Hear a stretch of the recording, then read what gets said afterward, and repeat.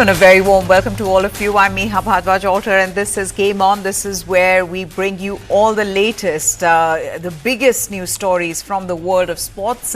Let's begin with cricket then, and the big story right now, the developing story which has been developing for a while, has been the Champions Trophy 2025, and the future of 2025 ICC Champions Trophy remains a hot topic in the world of cricket, with reports now claiming that tournament host Pakistan might withdraw from the event following confirmation that the Indian cricket team will not travel to the country next year.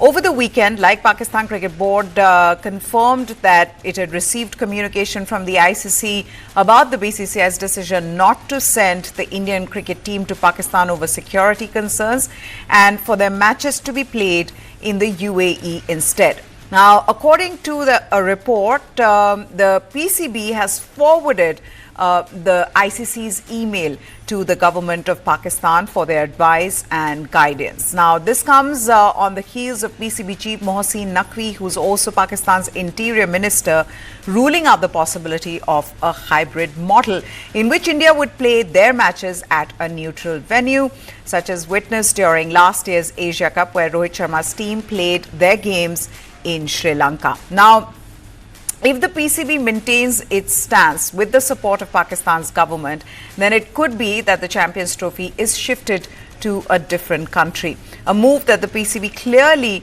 would not want given the damage to its image as a host nation and the fact that stadiums in Lahore, Karachi and Rawalpindi have all been undergoing big renovations for the Champions Trophy.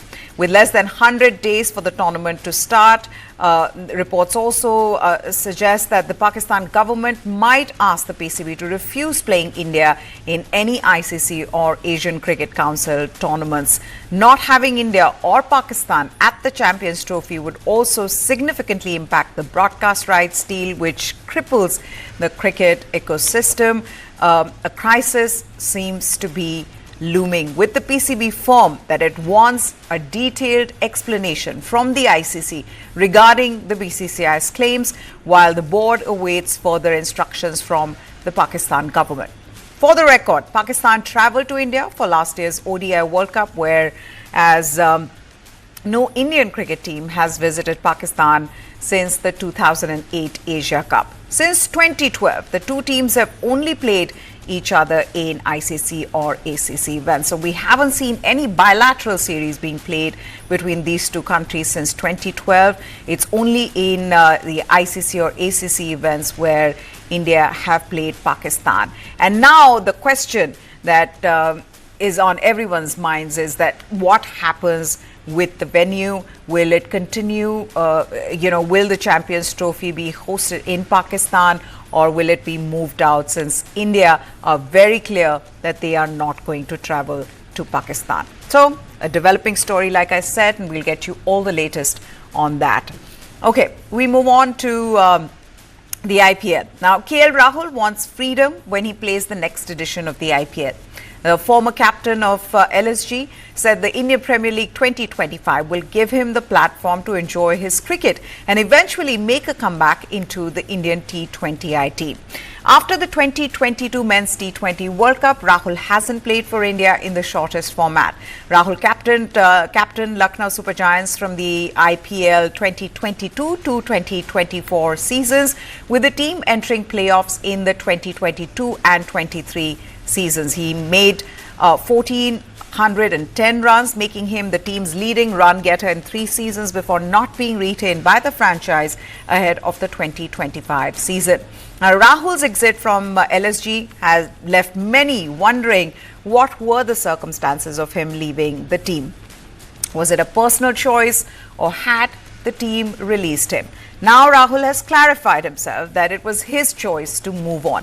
This is what he said on a Star Sports show teaser. He said, and I quote, "I have been out of the T20 team for a while, and I know where I stand as a player, and I know what I need to do to get back. So I will look forward to this IPL season to give me that platform where I can go back and enjoy my cricket. And my aim is obviously to get back into the Indian T20 team. He also said about starting afresh. He said, I want to start afresh. I want to explore my options, and I wanted to go and play where I could find some freedom, where the team atmosphere could be something lighter. Sometimes you need to move away and find something good for yourself. Now, if you all remember, last year, after an embarrassing loss to Sunrisers Hyderabad, Lucknow Super Giants owner Sanjeev Goenka, he was seen talking animatedly to KL Rahul.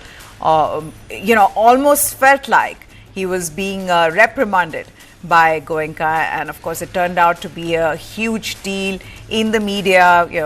Cricket fans were talking about it and saying, is it okay for an owner to be openly seen scolding a captain because his team has not been doing well? Later on, they were photographed together, and both of them said that there's nothing that happened that day. It was all fine between the two parties. The franchise, though, has retained Nicholas Pooran for 21 crores, Ravi Bishnoi for 11 crores, Mayank Yadav for 11 crores, Mohsin Khan for 4 crores, and Ayush Badoni for 4 crores for 3 years. But KL Rahul, he wasn't retained this year. Rahul has so far played 72 T20Is for India since his debut in 2016, scoring 2,265 runs at an average of 37.75 and a strike rate of 139.12, including 2 centuries and 22 50s. Okay, we've got to move on to football, and Premier League referee David Coote was suspended by the PGMOL referees body on Monday pending a full investigation after a video circulated on social media showing the official allegedly abusing Liverpool and former manager Jurgen Klopp. The video shows Coote making derogatory comments about Liverpool and Jurgen Klopp, who left Anfield in May. And PGMOL said David Coote has been suspended with immediate effect pending a full investigation. PGMOL will also be making no further comments until that process is complete. Liverpool are aware of the video that has been widely circulated on social media, but the club will not comment in light of the investigation by PGMOL. Coote was a 42-year-old referee. He refereed Liverpool's 2-0 Premier League victory over Aston Villa at Anfield on Saturday. He's been a match official in the Premier League since 2018. The video seems to refer to a league game that Coote refereed between Liverpool and Burnley in July 2020, which ended in a 1-1 draw. Klopp publicly criticized Coote after the match, accusing him of not penalizing tackles made on Liverpool's players. So that is a big story as well. And then we move on to Manchester United.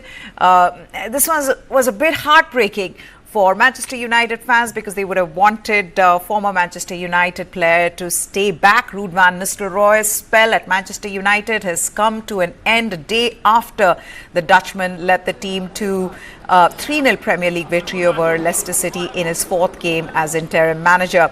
Van Nistelrooy's departure was announced on the day Ruben Amorim arrived in Manchester as United's permanent boss. The 48-year-old Van Nistelrooy had steered United to 3 wins and a draw in all competitions since the sacking of Erik ten Hag. And the former United striker expressed several times that he hoped to remain with the club after Amorim's arrival. The 39-year-old Amorim, he landed in Manchester on Monday. He was greeted with a hug from Chief Executive Omer Barada. Van Nistelrooy joined Ten Hag's staff in the close season as an assistant before taking over as interim manager. He was serenaded by fans at Old Trafford after Sunday's victory. Captain Bruno Fernandes, he was one of the players who shone under Van Nistelrooy with 4 goals in 4 games after failing to score in his previous 17 under Ten Hag. Van Nistelrooy said he'd help restore stability and confidence in the club, who are 13th in the table with 15 points after 11 matches, but only 4 points off 3rd place. And new Manchester United coach Ruben Amorim said he's under no illusions about the difficulty of the task he faces when he moves to England from Portugal, but he is looking forward to the challenge. The Premier League club announced Amorim's appointment earlier this month, with the 39-year-old Portuguese set to take on that role on a contract until June 2027. Amorim, who replaces sacked Dutchman Erik ten Hag at United, marked his final game as coach of Sporting with a 4-2 comeback victory at Braga on Sunday. Considered one of Europe's brightest young managers, Amorim's first match is slated for November 24th at promoted Ipswich Town in the Premier League. United are 13th, like I said, on 15 points from 11 matches. I'm really happy. It was again an amazing night. I feel ready for the new challenge. I'm not naive. I know that it's going to be very, very different, very tough. But I feel that I'm ready. I'm in peace now. I can focus on my new job, and I'm looking forward for start tomorrow. No, I know how I am going to play in the beginning, because you have to start with a structure that you know, and then you will adapt with the players that you have, some injuries or no injuries, what kind of players, the abilities to defend, to attack. I will discover that in the next few weeks. We don't have a lot of time to train, so I have to show something that I know very well. So you can take whatever you want from that question. About a legend of a club like Manchester, he did a great job. I have to talk with him tomorrow, and then I will explain everything. I'm very clear, and I will tell you like it is. Okay, so let's wait until tomorrow. Maybe we are not going to talk. Yeah. So let's wait for the next few weeks. Inter Miami star Lionel Messi and the Argentina squad gathered at the Argentine Soccer Association facilities on Monday to train ahead of their next World Cup qualifier against Paraguay. Now, Argentina will play against Paraguay on Thursday at the Defensores del Chaco Stadium in Asunción. Argentina confronts a Paraguay team with an unbeaten record in its last 4 matches, including 2 consecutive home game victories. This winning streak has pushed Paraguay up to 6th place in the standings. A win for Argentina in this match is pivotal, as it would bolster their standing as the leader of the qualifiers and further their journey towards securing a spot in the next World Cup.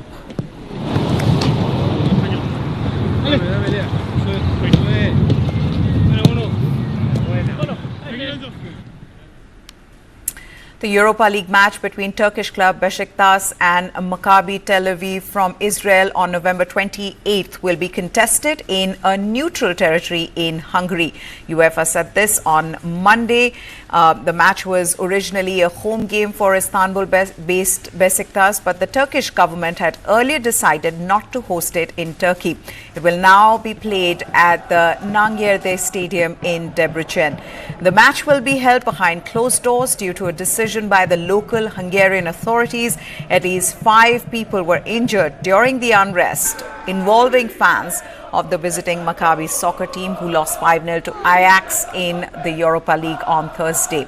Besiktas stated that Hungary was the only country that agreed to host the match.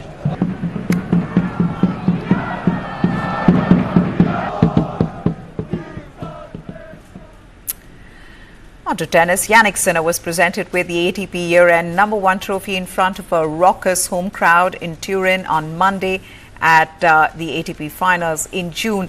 Sinner became the first Italian man or woman to reach the coveted world #1 spot in singles since computerized rankings were established in 1973.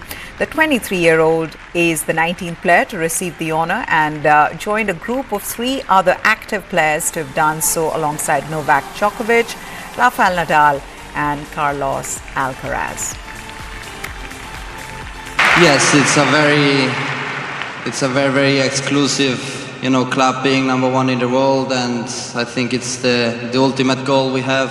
52 weeks of consistent tennis, and this would not be possible with with the people who I have around and I had around, and you know, this is very nice to share these moments with them. And you know, it's as I said, very special occasions, but keeping or continue to keep the people who are close to you and where you feel very comfortable with together, because these are exactly the people who are always gonna help you. So that's very nice. And Spain's Carlos Alcaraz, he suffered a shock 6-1, 7-5 defeat against Norway's Casper Ruud in the opening match at the ATP Finals, as his hopes of winning the year-end title for the first time suffered a big blow on Monday. The round-robin format of the eight-man event means he could still crown a standout here in style, but the third seed was left himself with little margin for error in his remaining group matches and will need to find a higher level. World number 7, Ruud, who had lost all 4 of his previous meetings against Alcaraz, saved break points in the opening game but dominated the first set from then on as surprising errors flowed from the Spaniard's racket. Alcaraz responded positively to move 5-2 ahead in the second set, breaking serve with a deft volley and was 2 points from leveling the match only to capitulate. He dropped serve at 5-3 and looked forlorn as the Norwegian Ruud roared to victory, winning the last 5 games. Alcaraz, who won the French Open and Wimbledon titles this year, is hoping to become the first Spaniard to win the prestigious year-ending title since Alex Correa in 1998. Well, you know, few days before coming here, I got sick, you know, at home, and yeah, the days that I was practicing here, I was feeling okay, not pretty good, but okay. I could play, I could feel, you know, that I can get into the rallies. In the practice, obviously in the matches it's totally different. But today I didn't feel well.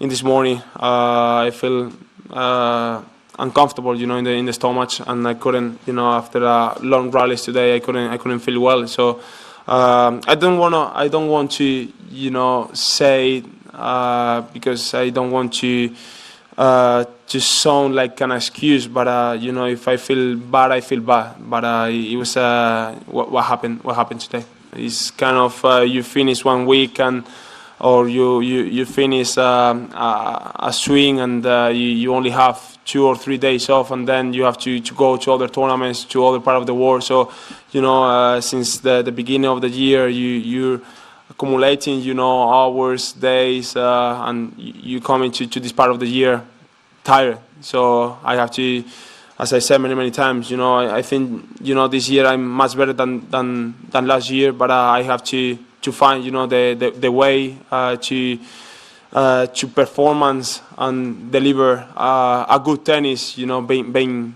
tired mentally.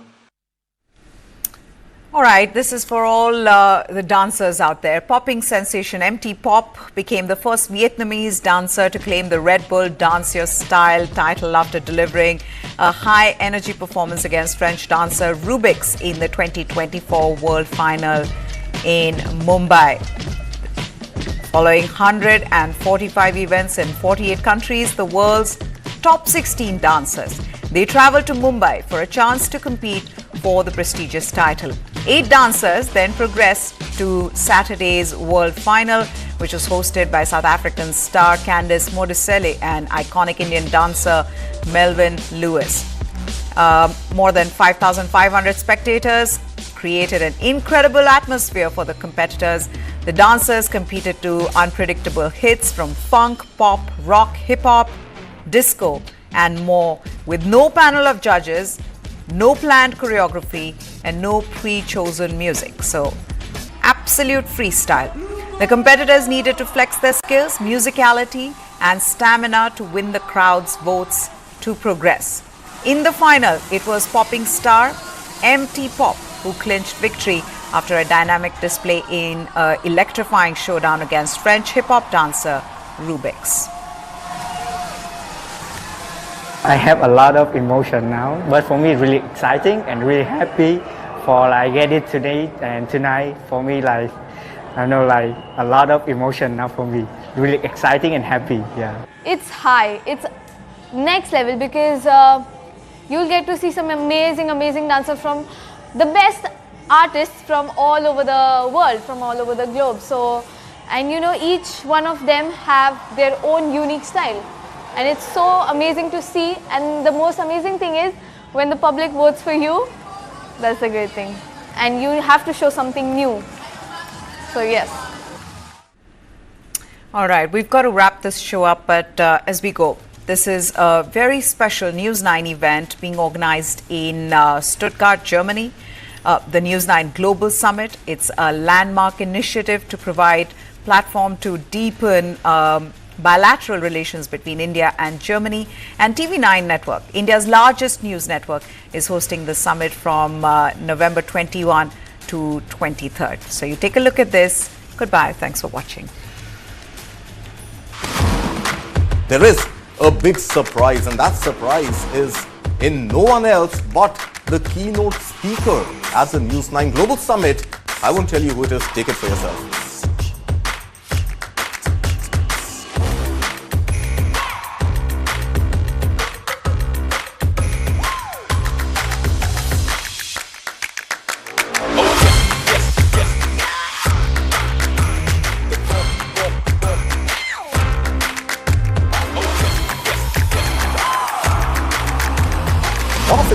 Magnum Opus Summit is none other than the mind behind this audacious plan. The MD and CEO of TV9 Network, Mr. Varun Das. We live in a boundaryless world. Anything that happens anywhere, especially in India, it creates a ripple in the world, both in geopolitics and geotrade. So anything, any large initiative today will have to look at the world as its audience. So we thought that since we started this global summit here in India, it was a humble beginning. So we take it to the next level, and I think it's the next big level where we're doing this News9 Global Summit in Stuttgart, and I'm happy that we have been supported. The co-host is VFB Stuttgart. I want to thank Varun that he brought this wonderful global summit to Stuttgart. And I think together we produced a wonderful setting for people, and also when you want to come, when you will be here in the MRP arena, you will see that we have the most modern and wonderful arena here in Europe. The Minister President of the state of Baden-Württemberg, Mr. Winfried Kretschmann, who has a message for all of us. Germany and India are important partners. As Minister President of Baden-Württemberg, I am happy to support the News9 Global Summit in Stuttgart. I hope you can join us. Sri Ashwini Vaishnav ji, who is Minister for IT, Railway, and of course Jyotiraditya Scindia ji, who is the Minister for Communication and Northeast donor. So both of them are traveling to Germany in person to sort of inspire us as a whole and deliver their speech and take the message from India to the corporate world and the policy makers of Germany. You will watch all the action on News9 Live, on News9 Plus. Read about it on our website, news9live.com, and of course, catch us everywhere on India's largest news network, the TV9 Network.